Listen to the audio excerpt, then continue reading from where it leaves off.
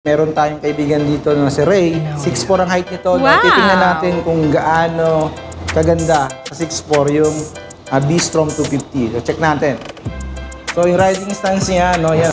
Apakaangas, kaibigan! Adventure bike check tayo. Tara, kaibigan, check natin to. Let's go!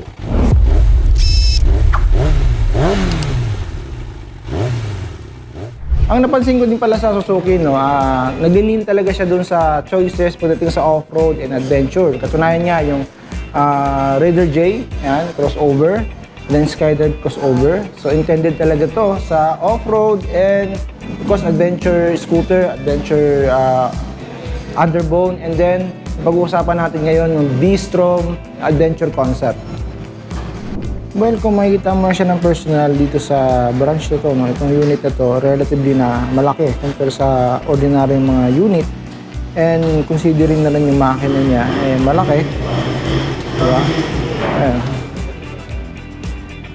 At yung design nga pala ng upuan nito, separate yung kanyang gawa ng upholstery sa rider and then sa back rider. And based dun sa feel, habang nakaupo ka dito, eh, very generous naman yung kanyang lambot. And ang quality ng pagkakagawa ng Suzuki, eh, goods na goods. Isa nga rin para sa notable to mention, yung kanyang kill switch, para makikita mo sa mga big bike na hindi mo na kailangang mag-reach out dito sa susian para patayin yung engine. Button lang, mag-stop yung engine.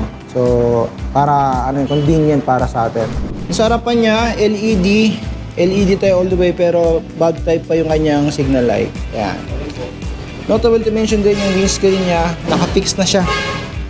So, hindi siya adjustable. Para lang alam nyo yung mag-expectation nyo dito. Fully digital na rin yung kanyang dashboard panel. Eh, kung naghahanap ka nga naman talaga ng adventure bike, so tingin ko itong B-Strom 250 ang pinaka-the best na para sa'yo. Tingnan natin yung specs niya na meron siyang Suzuki oil cooling system. Yung cooling system na to, superb na. Compare naman sa, syempre, sa air-cooled lang. And then meron siyang Suzuki Eco Performance na super tipid na to pagdating sa fuel consumption. Yung gulong niya dito sa likod, yung stock na gulong pa lang to, nakita nyo naman na ang lalaki ng tread. So adventure yung concept niya talaga. Then syempre naka-mugs na siya, and then tubeless na rin, Yung kanyang braking system, naka-ABS to. Likod, of course, syempre doon sa harap, para syempre yung safety mo, eh, secured na rin, Ang laki ng disc brake niya, disc plate. So ito yung ABS niya na mechanism. Yung harapang gulong nga pala nito, 19 yung kanyang size, 100 by 90 by 19. So relatively mas malaki yung kanyang diameter, mugs and tubeless. And then of course ABS, Viber yung brand ng braking system niya. Kung makapansin nyo rin yung handguard niya dito, ayan, napaka-solid ng pagkakagawa. Yung plastic niya, tipong hindi mo murahin, syempre. Of course, Suzuki ito. In-establish talaga dito na pang adventure bike talaga yung unit na to. Isa nga palang notable to mention, meron palang charger ito, Ayan. So, Type A. So, pwede maglagay dito ng lagay ng cellphone, so yung cord habang nabiyahe ka, navigation. Para syempre hindi ka maligaw, hindi ka malobat. Goods na goods. Sa cash price naman itong isang V-Strom na black na ito ay 230,800. All in yan. Kasama na dyan ng 3 years registration and TPL insurance mo. Bukod dyan, syempre alam ko aalalahanin nyo insurance nyo. We got you. 2 years warranty yan. Wow! Kasi 20,000 kilometers ang naitakbo natin. Sa minimum down payment, gusto natin mag-installment, minimum down payment natin dyan is 17,600. For 3 years installment natin, ito ay 10,875. At kung kuha ka nga ng motor na to, free na yung top box niya, may helmet, sa installment yung cash. At bukod pa doon, meron pa tayong free na jacket ng Suzuki. Padded na yan para pag nag-rides ka, kompleto na may top box ka, may helmet ka, may jacket ka.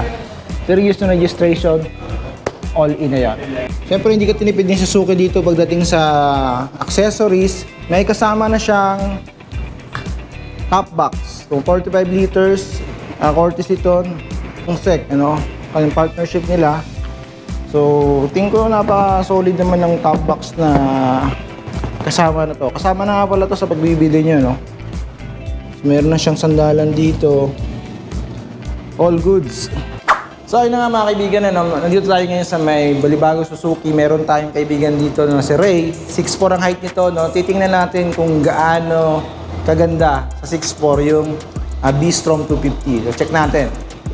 So yung riding stance niya, no, yan, 6'4" yan, haba ng bias niya, ng taong yan. Kita niyo naman. So yung ano niya, yung kanyang tuhod. So ayan, nakabend pa yung kanyang tuhod dito. So hindi siya flat-footed. So bagay na bagay ito sa 6'4". Ayan. So ayun, check naman natin sa rider stance ko, no. I'm 5'8". Yan. So ayan, saktong-sakto lang. Medyo, hindi naman siya flat-footed. Medyo tingkad ng konti dahil napakataas nga naman ng ano nito, ng pagkakagawa ng B-Strom 250. Yan. Salamat sa sponsor sa sapatos. So, ano pang hinahanap nyo? Hanapin nyo lang kami, napakadali. We are located at Balibago, Santa Rosa. National Highway lang kami. Napakadaling hanapin. At bukod doon, syempre, ito lang ang number ko. At dito rin ang page namin. Hanapin nyo lang ako. BMS Marky, at your service. Ako po bahala sa inyo. At kung gusto mo yung content for today, consider to subscribe and hit that notification bell para notify sa mga video uploads natin. Yun lang. See you on the next video, kaibigan. Recording tayo. So ayun mga kaibigan, ano, meron tayo ditong kasama si Ray. Nagkagul na ka ng mukha. Morning. Hey, apakaangas kaibigan! Scooter!